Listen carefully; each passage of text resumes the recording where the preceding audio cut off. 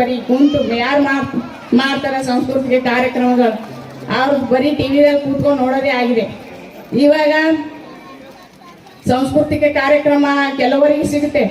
ನಾವು ಮನೆಯಲ್ಲಿ ಎಷ್ಟೇ ಏನು ಮಾಡಿದ್ವಿ ಅವರ ಇದ್ರಲಿಂದ ಏನಂತಾರ ಅವ್ರ ದೈವನೇ ಅಂತ ಅನುಭವ. ಯಾಕಂದ್ರೆ ಎಷ್ಟೋ ಜನಗಳು ಸಾಂಸ್ಕೃತಿಕ ಕಾರ್ಯಕ್ರಮದಲ್ಲಿ ಭಾಗವಹಿಸಿ ಮಾಡ್ಬೇಕಂದ್ರೆ ಅವರಿಗೆ ಕೆಲವೊಂದು ಸೀಟ್ಗಳು ಸಿಗ್ತಾನೆ ಇರಲಿಲ್ಲ.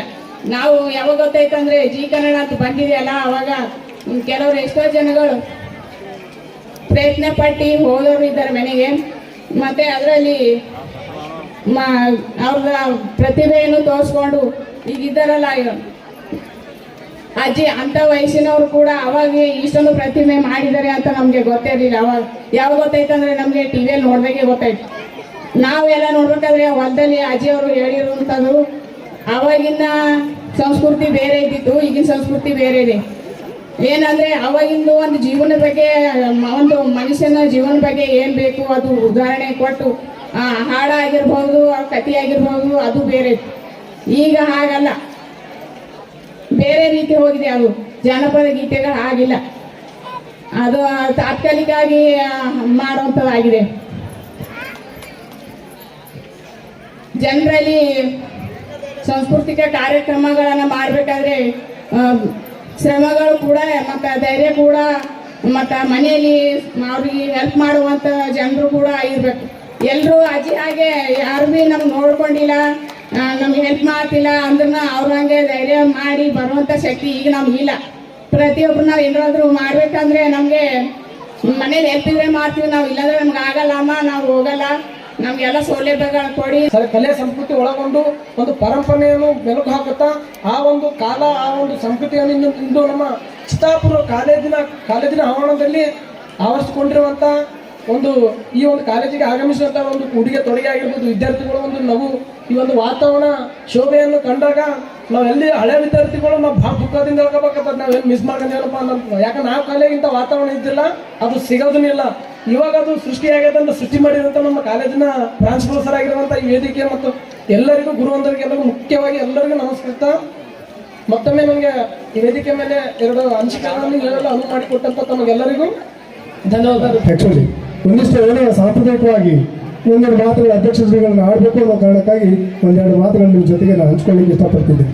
ಇನ್ನದೇ ರೀತಿಯಾಗಿ ನಮ್ಮ ಕಾರ್ಯಕ್ರಮದ ವರದಿಯನ್ನೇ ಮಾಡಲಿಕ್ಕೆ ಬಂದಿರತಕ್ಕಂಥ ಇದೇ ಕಾಲೇಜಿನ ಹಳೆಯ ವಿದ್ಯಾರ್ಥಿ ಶ್ರೀ ಅನಂತ ದೇಶಪಾಂಡೆ ಅವರೇ ಮತ್ತು ಎಲ್ಲ ಪತ್ರಿಕಾ ಮಾಧ್ಯಮ ಸ್ನೇಹಿತರೆ ಮತ್ತು ಹೊರಗಿನಿಂದ ಬಂದಿರತಕ್ಕಂಥ ಎಲ್ಲ ವಾದಕರು, ಈಗ ಸಾಂಸ್ಕೃತಿಕ ಕಾರ್ಯಕ್ರಮಗಳು ಇದುವರೆಗೆ ನಡೀಬೇಕಾಗಿತ್ತು, ಸಾಕಷ್ಟು ಸಮಯ ಆಗಿರೋದ್ರಿಂದ ನಾನು 2 ನಿಮಿಷಗಳಲ್ಲಿ ನನ್ನ ಮಾತಿಗೆ ವಿದಾಯ ಹೇಳ್ತೀನಿ. ಬಹುಶಃ ಒಂದು ಸಂಭ್ರಮ, ಜನಪದ ಅಂದರೆ ಒಂದು ಸಂಭ್ರಮ, ಜನಪದ ಅಂದರೆ ಉತ್ಸವ, ಜನಪದ ಅಂದರೆ ಒಂದು ಜೀವಕಲೆ. ನಾವು ಸುಮಾರು ಸಲ ನಮ್ಮ ಮಕ್ಕಳು ಹೇಳೋರು, ಹೆಣ್ಮಕ್ಳು ಎಷ್ಟು ಚಾಜು ತಪ್ಪದೆ ನೀವೆಲ್ಲರೂ ಇಳಕಲ್ ಸೀರೆಯಲ್ಲಿ ಬರಬೇಕು ಅಂತ ಹೇಳಿದಾಗ ಎಲ್ಲರೂ ಆ ಉಡುಗೆಗಳನ್ನು ಧರಿಸ್ಕೊಂಡು ಬಂದಿದ್ದಾರೆ. ನಮ್ಮ ಗಂಡು ಮಕ್ಕಳಿಗೆ ನಾನು ಸುಮಾರು ಸಲ ಹೇಳಿದೆ, ನೀವು ಕೂಡ ಸಾಂಪ್ರದಾಯಿಕ ಉಡುಗೆಗಳಲ್ಲಿ ಬರಬೇಕು ಅಂತ ತಿಳ್ಕೊಂಡು, ಆದರೂ ಕೂಡ ಅವರು ಬರಲಿಲ್ಲ. ಅದೇನಾದರೂ ಆಗಿರಲಿ, ಒಟ್ಟಾರೆ ಕಾರ್ಯಕ್ರಮದ ಒಂದಿಷ್ಟು ಸಂದೇಶ ಅವರಿಗೆ ತಲುಪಿದ್ರೆ ಸಾಕು ಅಂತಕ್ಕಂಥ ಒಂದು ಭಾವನೆಯನ್ನು ನಾನು ಇಟ್ಕೊಂಡಿದ್ದೀನಿ. ಸೊ ಸರ್ಕಾರ ಹೇಳಿರುವ ಹಾಗೆ ನಾವೆಲ್ಲರೂ ಕೂಡ ಈ ಕಾರ್ಯಕ್ರಮದಲ್ಲಿ ಭಾಗವಹಿಸಿದ್ದೀವಿ. ನಮಗೆಲ್ಲರೂ ಸಾಕಷ್ಟು ಪ್ರೋತ್ಸಾಹ ಮಾಡಿದ್ದಾರೆ ಮತ್ತು ಈ ಟೆಂಟ್ ಹಾಕಲಿಕ್ಕೆ ನಿನ್ನೆ ದಿವಸ ಬೇಕಾದಷ್ಟು ಪ್ರಯತ್ನ ಮಾಡಿದ್ವಿ. ಮಳೆಯ ಒಂದು ಅಬ್ಬರದಿಂದಾಗಿ ನಿನ್ನೆ ದಿವಸ ಈ ಟೆಂಟ್ ಹಾಕಲಿಕ್ಕೆ ಸಾಧ್ಯ ಆಗಲಿಕ್ಕೆ, ಹಾಗಾಗಿ ತಡವಾಗಿ ಕಾರ್ಯಕ್ರಮ ಆಗಿದೆ. ಈಗ ಸಾಕಷ್ಟು ಹಸಿವಿನ ಸಮಯ ಆಗಿದೆ, ಊಟ ಬೇಕು, ಊಟವೂ ಕೂಡ ಸಿದ್ಧ ಇದೆ. ಇದೊಂದು ಸ್ವಲ್ಪ ಕಾರ್ಯಕ್ರಮ ಮುಗಿದ ತಕ್ಷಣ ಊಟ ಮಾಡಿಕೊಂಡು ನಾವು ಸಾಂಸ್ಕೃತಿಕ ಚಟುವಟಿಕೆಗಳನ್ನು ನಡೆಸೋಣ. ಎಲ್ಲರೂ ಉತ್ಸುಕರಾಗಿದ್ದೀರಿ. ಎಷ್ಟೋ ಜನ ಮಕ್ಕಳು ಹಾಡುಗಳನ್ನ ತಯಾರು ಮಾಡಿದ್ದಾರೆ, ನೃತ್ಯ ತಯಾರು ಮಾಡಿದ್ದಾರೆ. ಅಲ್ಲಿ ನಮ್ಮ ಅಧ್ಯಾಪಕರು ಕೂಡ ನೃತ್ಯಗಳನ್ನು ಮಾಡಿದ್ದಾರೆ. ದಯವಿಟ್ಟು ನೀವೆಲ್ಲ ವೇದಿಕೆಯಲ್ಲಿರ್ತಕ್ಕಂಥ ಗಣ್ಯರು ಇವುಗಳನ್ನು ನೋಡ್ತೀರಿ ಅಂತ ನಾನು ಭಾವಿಸಿದ್ದೀನಿ. ಮತ್ತು ನಮ್ಮ ಕಾಲೇಜಿನಲ್ಲಿ ಇಂತಹ ನಿರಂತರವಾಗಿ ಕಾರ್ಯಕ್ರಮಗಳು ಆಗಾಗ ನಾವು ಹಮ್ಮಿಕೊಳ್ತಿರ್ತೀವಿ.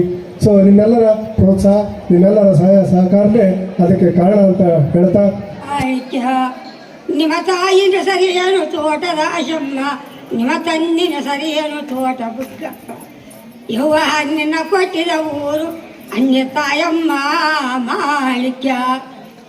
ಎತ್ತಾಗ ಇಳುವಾಗ 7 ವರ್ಷದ ಮಗಳು, 7 ವರ್ಷದ ಮಗಳಿ ಯಾರು ಬಂದಾರ, ತಾಯಿಯ ದೇಶದ ಮಂದಿ ಬೇಡ ಬಂದಾರೆ ಮಾಳಿಕ್ಯ.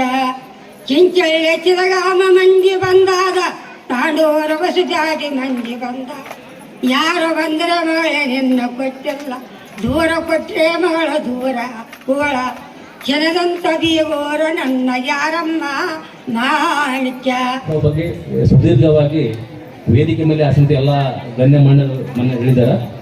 ನಾನು ಹೇಳೋದು ಏನಪ್ಪ ಅಂದರೆ ನಮ್ಮ ಕರ್ನಾಟಕ ಸರ್ಕಾರದ ಕೌಶಲ್ಯ ಅಭಿವೃದ್ಧಿ ಇಲಾಖೆ ಹಾಗೂ ನಗರ ಜೀವನೋಪಾಯ ಇಲಾಖೆ ಸಂಯುಕ್ತಾಶ್ರಯದಲ್ಲಿ ಇದೇ ತಿಂಗಳ 15ನೇ ತಾರೀಕಿನಂದು ನಮ್ಮ ಗೌರ್ಮೆಂಟ್ ಡಿಗ್ರಿ ಕಾಲೇಜ್ ಆರ್ಟ್ಸ್ ಕಾಲೇಜಿನಲ್ಲಿ ಉದ್ಯೋಗ ಮೇಳ ನಡೀತಾ ಇದೆ.